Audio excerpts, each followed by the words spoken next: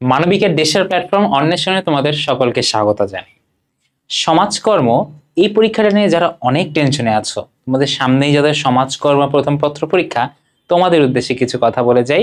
Chapter wise কোন টপিকগুলো বেশি ইম্পর্টেন্ট, কোন টপিক থেকে বেশি কোয়েশ্চেন আসতে পারে, এই সব সকল বিষয়ক যে সৃজনশীলের সাজেশন, এটা নিয়ে হাজির হলাম আমি তোমাদের অর্ক ভাইয়া। চলো দেখে নেওয়া যাক ক্লাসের মধ্যে কি হয়। দেখেন, প্রথমত তোমাদেরকে বেশ কিছু, তোমাদেরকে মনে হতে পারে শর্ট সিলেবাস হিসেবে এত বড় কেন, ঠিক আছে, আসলে কি এত বড়, ঠিক আছে। দেখেন এখানে কিন্তু ষষ্ঠ অধ্যায়ের 3টা ভাগ, ঠিক আছে, সো এটাকে এক অধ্যায় ধরতে পারে, এখানে ইম্পর্টেন্ট টপিক কম, 1 2 3 4 5, ঠিক আছে, বাট মনে হচ্ছে কি 1 2 3 4 5 6 7, আসলে কিন্তু 7টা না, ষষ্ঠ অধ্যায়েরই কি 1 2 3 হিসেবে আমরা এটা ধরছি, ঠিক আছে। সো একদম চ্যাপ্টার ওয়াইজ শুরু করব, কি রকমের সিকিউ আসে, সিকিউ কোন ব্যাপারগুলো বেশি রিফ্লেক্ট হয় বা ব্যাপারগুলো লিখতে দেয় তোমাদের, এই ব্যাপারটা চলো আমরা দেখে ফেলি। আচ্ছা, একদম প্রথম অধ্যায় যদি দেখো তাহলে এটা কি, দেখেন তো, সমাজকর্মের প্রকৃতি ও পরিধি। এই অধ্যায়ে কোন ব্যাপারগুলো ইম্পর্টেন্ট, একদম সমাজকর্মের ধারণা যখন তুমি পড়ছো, তোমাকে বেশ কিছু মনীষী, ঠিক আছে, বেশ কিছু পার্সোনালিটি, উনাদের ডেফিনিশন দেওয়া আছে, ঠিক আছে। ডেফিনিশন বলতে সমাজকর্মকে সংজ্ঞায়িত করেছেন ওনারা বিভিন্ন ভাবে। এই যে এইগুলো কিন্তু তোমার সিকিউ কে এনরিচ করার জন্য বা তোমার একটা খুবই ভালো মানের একটা সিকিউ লেখার জন্য তোমার এই সংজ্ঞাগুলো জানা প্রয়োজন এবং রেফারেন্স করা প্রয়োজন। মানে তুমি যদি লিখতে পারো যে অমুক পার্সোনালিটি বা অমুক মানুষ বলেছিলেন যে সমাজকর্ম হলো এইটা, ঠিক আছে, তুমি কিন্তু তোমার সিকিউর ইমপ্রেশন বেড়ে যাবে, মার্ক বেড়ে যাবে, ঠিক আছে, টিচার এমনিই মার্ক দিবে তোমার, ঠিক আছে। বেসিক ধারণাটা পড়বা, এটা সৃজনশীলের ক খর জন্য আসতে পারে। এবং এই নিচের যে টপিকগুলো দেখছো মূলত সমাজকর্মের প্রকৃতি ও বৈশিষ্ট্য, সমাজকর্মের গুরুত্ব, ঠিক আছে, এই 2টা টপিক সর্বোচ্চ ইম্পর্টেন্ট।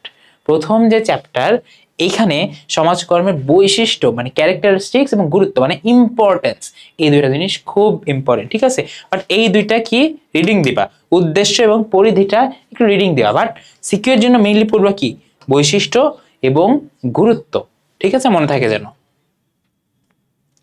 তারপরে দেখেন দ্বিতীয় অধ্যায়ের ক্ষেত্রে সমাজকর্ম পেশার ঐতিহাসিক প্রেক্ষাপট, দরিদ্র আইনের ধারণা, ঠিক আছে, দরিদ্র আইনের বেসিক ধারণাটা নিবা ক এবং খ বোঝার জন্য, ওকে। এরপরে দেখেন সমাজকর্ম পেশার বিকাশে দরিদ্র আইনের ভূমিকা খুব হাইলি ইম্পর্টেন্ট, ঠিক আছে, ইম্পর্টেন্ট, বিশেষ করে লাস্টের 2টা 1905 1942 খুব ভালো মতো পড়বেন, এখান থেকে কিন্তু কোয়েশ্চেন অহরহ এসেছে, ঠিক আছে। বিভিন্ন সংগঠন ভূমিকা এটাও পড়তে হবে, ঠিক আছে। এই অধ্যায় থেকে যদি অ্যান্সার করতে চায়, এই অধ্যায় থেকে কিন্তু অ্যাটলিস্ট 2টা কোয়েশ্চেন আসে, ঠিক আছে, 2টা কোয়েশ্চেন কিন্তু আসে। এই যে অর্গানাইজেশনগুলোর বা সংগঠনগুলোর যে ভূমিকা, এটা খুবই গুরুত্বপূর্ণ, দরিদ্র আইনের ভূমিকাটা পড়বেন। এরপরে দেখেন এই যে সমাজকর্ম পেশার বিকাশে শিল্প বিপ্লবের বিকাশ, ঠিক আছে, ইন্ডাস্ট্রিয়াল রেভলিউশন যে কিভাবে প্রভাব ফেলেছিল সমাজকর্ম পেশার বিকাশে, এই জিনিসটা আপনাদের জানতে হবে। সো এই 3টা টপিক থেকে মোটামুটি তুমি 2টা সিকিউ কমন পাইতে পারো, তো এটা কিন্তু বিগ ডিল, একটা বড় একটা সাজেশনের পার্ট, ঠিক আছে। এই সেকেন্ড পেপারের এই কি বলে 3টা টপিক থেকে 2টা সাজেশন কমন আসার মতো। তৃতীয় অধ্যায়ে চলে যায় সমাজকর্মের মূল্যবোধ ও নীতিমালা। এখানে বেসিক্যালি পেশার ধারণা, পেশা ও বৃত্তির সম্পর্ক, ঠিক আছে। সো দেখো খ নাম্বারের জন্য এই 2টা তুমি পড়তে পারো, ক খ এর জন্য এখানে কিন্তু আসতে পারে। এবং দেখো সমাজকর্ম পেশার বৈশিষ্ট্য গুরুত্ব সেম, ঠিক আছে, এখান থেকে একটা সিকিউ চলে আসতে পারে। তারপরে দেখেন সমাজকর্ম মূল্যবোধের ধারণা, এখান থেকে মূলত গ ঘয়ে কিন্তু প্রশ্ন খুব একটা আসে না, তবে পেশা হিসেবে সমাজকর্মে এই টপিকটা ভালো মতো পড়বেন। এবং মূল্যবোধ ও নীতিমালা এর গুরুত্ব, ঠিক আছে, এইগুলো দাগাই দিচ্ছি, এই পিডিএফটা তোমাদের দিয়ে দেবো, সমস্যা নেই, ঠিক আছে। এই ভিডিওর পিন কমেন্টে আমি দাগানো পিডিএফটা দিয়ে দিব, সেখান থেকে তোমরা কিন্তু ইম্পর্টেন্ট টপিকটা ইজিলি ফাইন্ড আউট করতে পারবা। চতুর্থ অধ্যায় দেখেন, চতুর্থ অধ্যায়টা আমাদের দেখতে হবে, দেখেন সমাজকর্ম সম্পর্কিত প্রত্যয়, ঠিক আছে। দেখেন সমাজকর্ম থেকে সোশ্যাল ওয়ার্ক থেকে সোশ্যাল ওয়েলফেয়ারের যে ধারণাটা, এইটার ধারণাটা আপনাদের বুঝতে হবে, ঠিক আছে। সমাজকর্ম ও সমাজ কল্যাণের সম্পর্ক খ নাম্বারের জন্য হাইলি ইম্পর্টেন্ট, বা গ নাম্বারের জন্য কিন্তু, ঠিক আছে, খ বা গ নাম্বারের জন্য ইম্পর্টেন্ট। ঐতিহ্যগতভাবে প্রতিষ্ঠান সমাজ কল্যাণ প্রতিষ্ঠানের কার্যক্রম। তারপর আচ্ছা, এই যে দুইটার সাথে ডিফারেন্সিয়েট করা যায়, সমাজকর্ম, সমাজসেবা, তারপর সামাজিক নিরাপত্তা, সমাজকর্ম। আচ্ছা, তোমাদের কয়েকটা উল্লেখ করে দেই। সমাজকর্ম, সমাজ কল্যাণ খুব ইম্পর্টেন্ট, সমাজসেবা, সমাজকর্ম ইম্পর্টেন্ট। তারপরে দেখো সামাজিক উন্নয়ন আর সমাজকর্ম, এটা ইম্পর্টেন্ট, ঠিক আছে। আর মূলত আর তেমন কিছু না। এই যে এখান থেকে সিকিউ দিতে পারে, কোন একটা আন্দোলনের ঘটনা দিয়ে তোমাদেরকে ওখান থেকে রিলেট করে সিকিউ দিতে পারে। সো এই দেখানোগুলো জাস্ট পড়ে যাও, ইনশাল্লাহ তোমাদের অনেক অনেক কমন পড়বে, ঠিক আছে। সমাজ কল্যাণের লক্ষ্য উদ্দেশ্যে রিডিং দিতে পারো, বাট খুব যে অনেক ইম্পর্টেন্ট এমন কিছু না। ওকে, চলে যাই নেক্সট টপিকে। ষষ্ঠ অধ্যায়ে প্রথম অংশে দেখো সমাজকর্ম। এক মিনিট।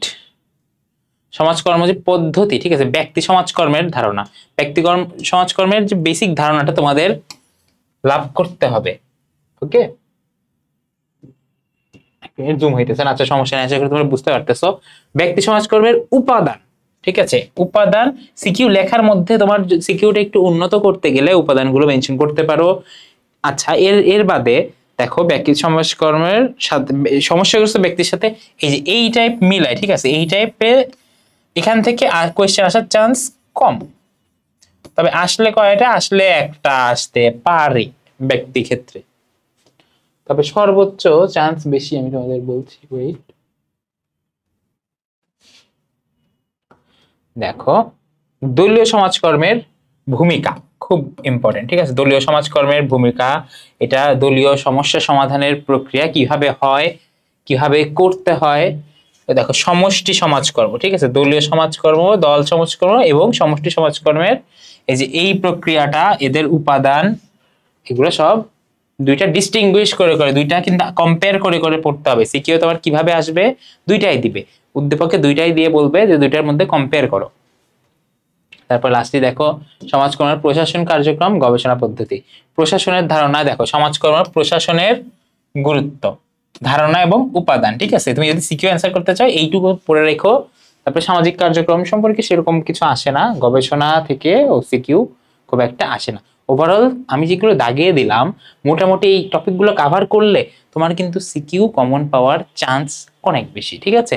সমাজকর্ম তোমরা অনেকেই টেন্স থাকো, বিশেষ করে এমন একটা টপিক যে তোমরা সারা বছর পড়ো না বা পড়তে চাও না, বাট আশা করি এর মধ্যে থেকে তোমরা একটা ড্রাস্টিক্যাল অ্যামাউন্টের কমন পেয়ে যাবা। ওকে, মানবিক নিয়ে আর যে কোনো চ্যাপ্টার, যে কোনো অধ্যায় বা যে কোনো সাবজেক্ট নিয়ে যদি তোমাদের সমস্যা থেকে থাকে আমাদের পেজে অবশ্যই জানাবা, আমাদের পেজে ফলো দিয়ে রাখবে এবং আমাদের চ্যানেলটা সাবস্ক্রাইব করে রাখো। ধন্যবাদ সবাইকে, ভালো থাকো সবাই, আল্লাহ হাফেজ।